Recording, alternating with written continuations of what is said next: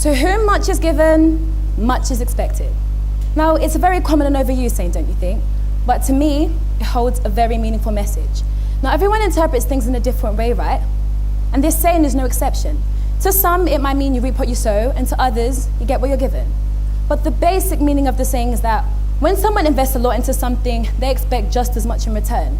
It's kind of like how our parents and carers invest a lot into us, their children, and expect great things from us in return. Take my dad, for instance. My dad owns a big, successful business. When I'm older, he wants me to take over this business. And I don't know too much about business, but it involves a lot of calculating and mathematics, right? And I'm a D+ in maths right now, so it's not a very good career choice for me. My grandma, she expects me to be the perfect woman in her eyes.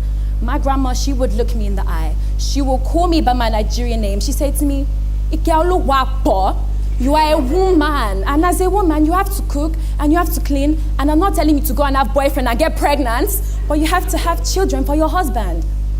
This is 21st century people. Women aren't built to be housewives anymore. And even if I was to cook, no one would eat it because apparently I can't cook.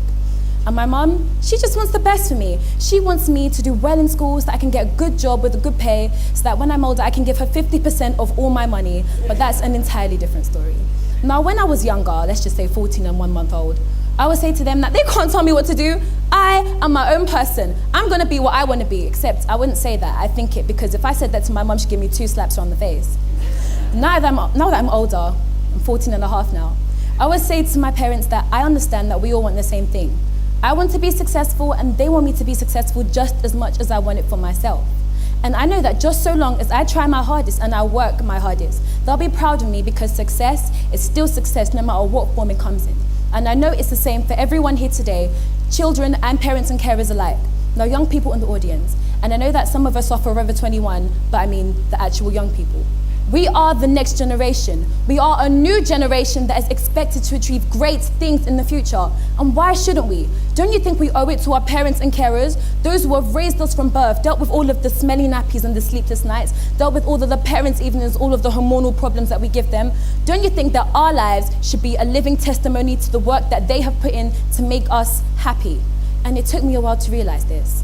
But those who love us, those who care for us, those who have given us much, expect much in return. And we may not always see eye to eye with our parents, but remember, they raised an independent thinker like yourself. The great person that you will be in the future is down to them, so I think they're worth listening to.